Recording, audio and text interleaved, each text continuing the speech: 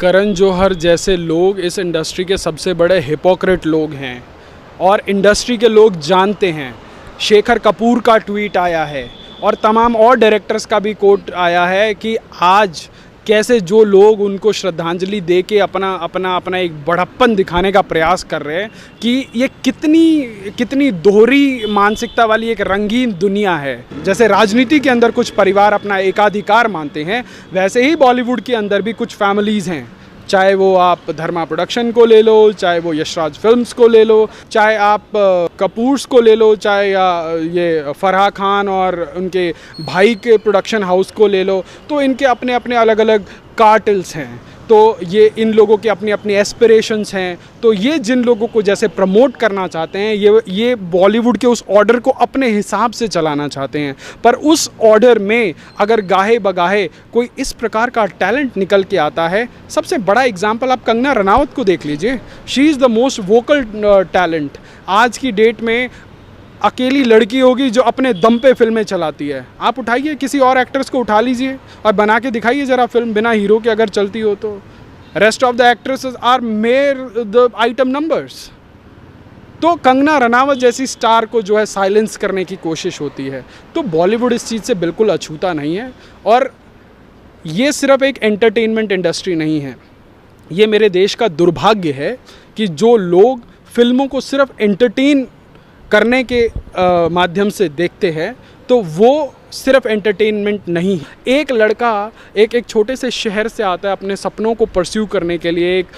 इतना पढ़ा लिखा, इतना इंटेलेक्ट जो है, अपने पढ़ाई को बीच में छोड़कर आकर वो बॉलीवुड में अपने करियर को परस्यू करता है और यहाँ पे भी सफल होता है।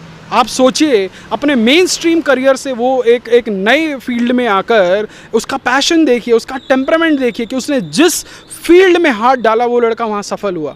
तो उसकी ज़िंदगी में ऐसा अकेलापन क्या हुआ होगा, क्योंकि आत्महत्या, इतना लाइवली आदमी जिसने 1 साल पहले एक फिल्म करके ये संदेश दिया कि आत्महत्या क्यों नहीं करनी चाहिए, अगर वो इंसान आत्महत्या कर रहा है तो इसके पीछे बहुत बड़ी साजिश की मुझे बू आती है। और मैं चाहता हूँ कि देश की एजेंसियाँ इसको एक केस स्टडी के रूप में ले, इसके ऊपर एक फोरेंसिक और तमाम तरह की जो टेस्ट हो, वो जांच हो, इसके ऊपर एक पूरी एक नॉन बायस जांच हो, और जो भी उसके मौत के राजदार हैं, जो भी उसके सुसाइड के रीजंस हैं, उनको कठोर से कठोर जो है दंड मिले।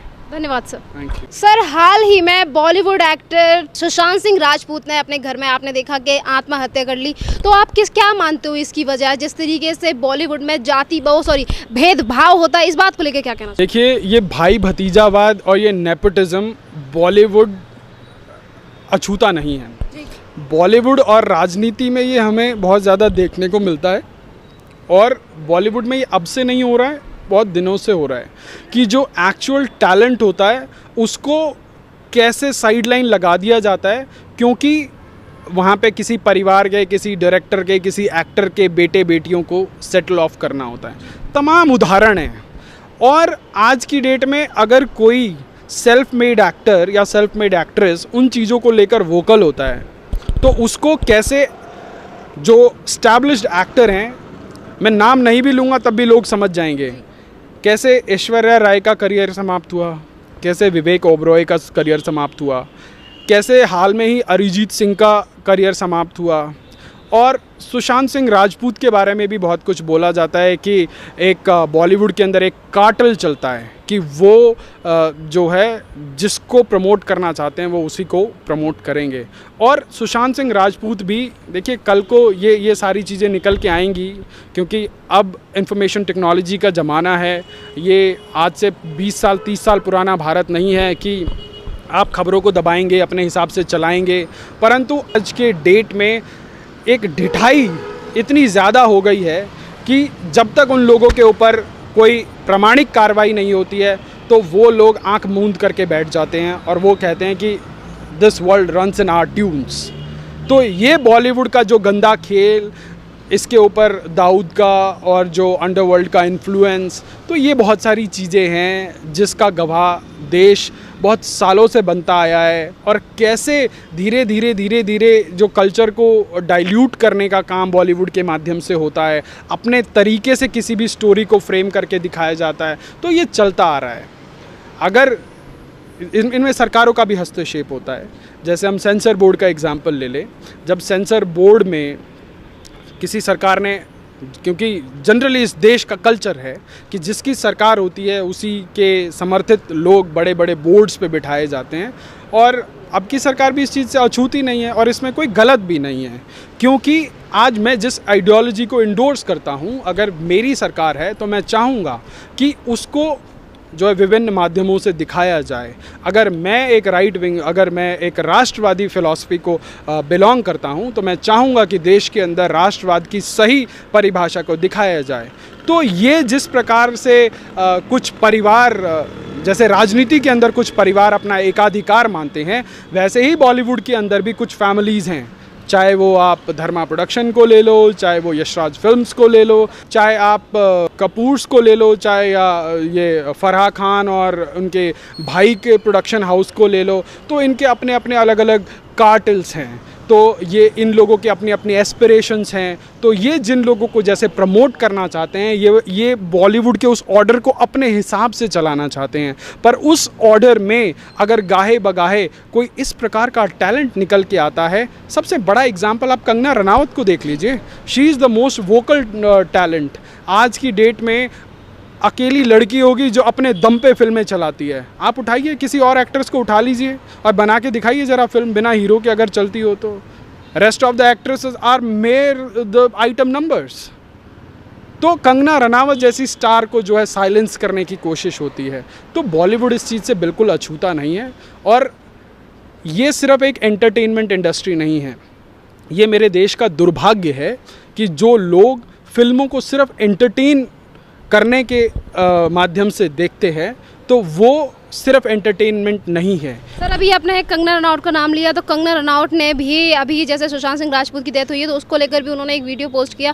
उसमें उन्होंने कहा कि जिस तरीके से बॉलीवुड में भाई भतीजावाद होता है, और जैसे सुशांत सिंह राजपूत की कई सारी फिल्म थी जिसके बावजूद भी उसे कोई अवार्ड नहीं दिया गया, और गली बॉय जैसी उन्होंने कहा कि वाहियात मूवी है और उसे 50 तरीके के अवार्ड दिए जाते हैं, और जहाँ इतनी ज़्यादा पिक्चरों से ज़्यादा प्रसारित, मतलब ज़्यादा पसंद किया जाता है भारत में, उसके बावजूद भी उसे कोई अवार्ड नहीं दिया जाता। देखिए, ये इस देश का दुर्भाग्य है। आईफा जैसा प्रतिष्ठित अवार्ड, जस्ट बिकॉज कि जो आईफा का sponsor, sorry Filmfare, not Filmfare, I guess Filmfare का जो स्पॉन्सर है वो उस पर्टिकुलर फिल्म का प्रोड्यूसर भी है, तो सारे के सारे अवार्ड आप उसको दे दें, और एक ऐसे गाने को जिस गाने के शब्द भी इतने अजीब से हैं कि आप उसको फिल्म फेयर का वो दे दें, अवार्ड दे दें। तो ये दुनिया के सामने बहुत खुले में ये बोला गया, बताया गया कि यहाँ पे जो ये अवार्ड्स हैं ये बिकते हैं, यहाँ पे टैलेंट की कदर नहीं है। यहाँ आप राष्ट्रवाद के मुद्दे पे फिल्म बनाएंगे तो यहाँ पे वो फिल्में नहीं चलेंगी, परंतु आप बेसिर पैर की फिल्म बना दीजिए, वो 500 करोड़ का बिजनेस कर लेंगे, क्योंकि फलाने भाईजान की फिल्म है और वो ईद पे रिलीज़ होगी और पूरे देश में ब्लॉकबस्टर बना देगी। चाहे उस फिल्म का ना सिर निकले ना उसकी कहानी का पैर निकले, पर वो भाईजान की फिल्म है तो चलेगी। तो ये हमारे देश की आयरनी है, और ये सो कॉल्ड सेलिब्रिटीज़ इस पूरे देश की एक स्पेसिफिक जनरेशन को इन्फ्लुएंस करते हैं। जब इन्फ्लुएंस करने का मतलब होता है कि आप उनके हर चीज़ के इन्फ्लुएंस में आप भागीदार हैं, तो आप इस देश से नाम कमाएंगे, इस देश से दाम कमाएंगे, इस देश में शोहरत कमाएंगे, फिर उसके बाद बोलेंगे जी मुझे इस देश में डर लगता है। अरे भाई, अगर आपको डर लगता है इस देश में तो आप चले जाइए ना इस देश को छोड़कर। आप इस देश से बाहर जाते हैं ना, अमेरिका के एयरपोर्ट पे पहुंचते हैं ना, तो आपके एक एक कपड़े उतार के चेकिंग करी जाती है कि इर्रिस्पेक्टिव ऑफ कि आप इंडिया में क्या हैं, क्योंकि आपके नाम के पीछे जो इतना बड़ा टैग लगा है ना, आपके कपड़े उतारने के लिए वो काफ़ी है। परंतु उस सोसाइटी के लोगों को इस देश में बड़ी सफोकेशन होती है जी। Despite of being a second majority, आप इस देश में सब कुछ एंजॉय कर रहे हैं, फ्रीडम ऑफ एक्सप्रेशन से लेकर, मतलब आप कुछ भी दिखा रहे हैं, मन मुताबिक दिखा रहे हैं, और उसके बाद आपको इस देश में डर लगता है। तो ये जो है हिपोक्रेसी की जो आपके दोहरे मापदंड हैं उसकी जो है पराकाष्ठा है। और देश की जनता मुझे लगता है कि धीरे धीरे इस चीज़ को समझ रही है और देश की जनता ने भी इनको जवाब देना शुरू कर दिया है। सबसे बड़ा उदाहरण अभी आपने दीपिका पादुकोण की फिल्म का देखा कि कैसे उनकी एक छोटे से पीआर स्टंट के पीछे उनकी फिल्म का भट्टा गोल हो गया। बेशक उनकी फिल्म एक अच्छा मैसेज देना चाहती थी, परंतु आपकी एक गलती आपके बिजनेस से लेकर आपके नेम फेम को डेंट कर सकती है। तो आपको समझना पड़ेगा कि देश के अंदर एक नया जागरण हो रहा है और आपको भी उस जागरण का हिस्सेदार बनना पड़ेगा और आपको अपनी आंखें खोलनी पड़ेंगी।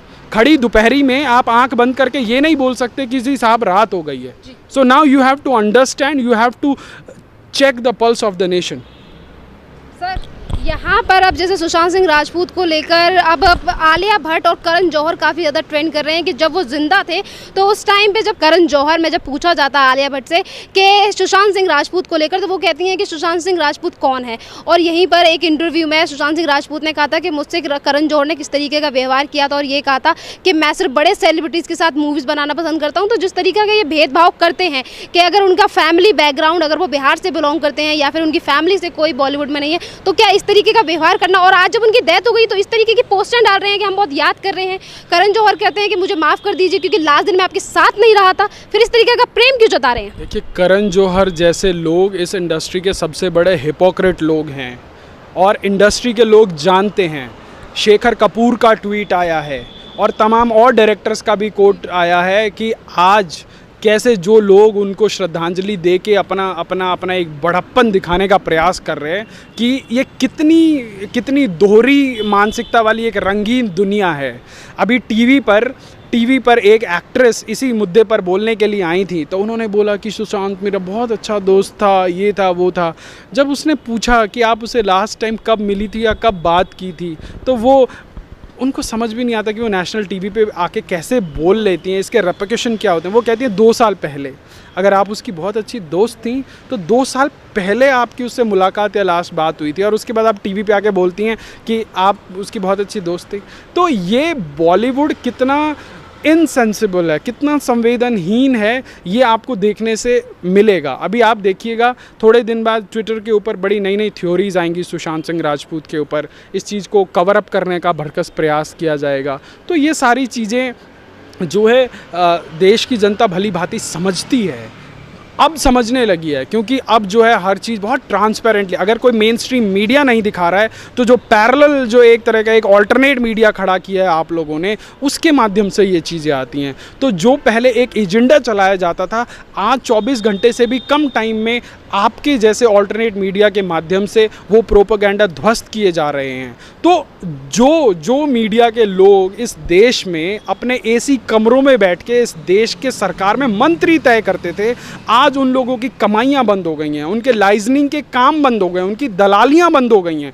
तो उन लोगों के लिए बहुत गहरी चोट है।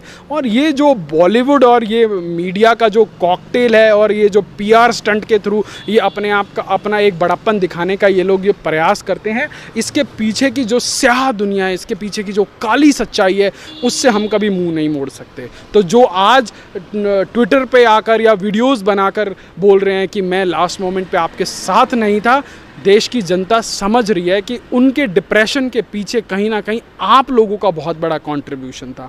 तो एक लड़का एक छोटे से शहर से आता है अपने सपनों को परस्यू करने के लिए, एक इतना पढ़ा लिखा, इतना इंटेलेक्ट जो है, अपने पढ़ाई को बीच में छोड़कर आकर वो बॉलीवुड में अपने करियर को परस्यू करता है और यहाँ पे भी सफल होता है। आप सोचिए, अपने मेन स्ट्रीम करियर से वो एक नए फील्ड में आकर उसका पैशन देखिए, उसका टेम्परामेंट देखिए कि उसने जिस फील्ड में हाथ डाला वो लड़का वहाँ सफल हुआ।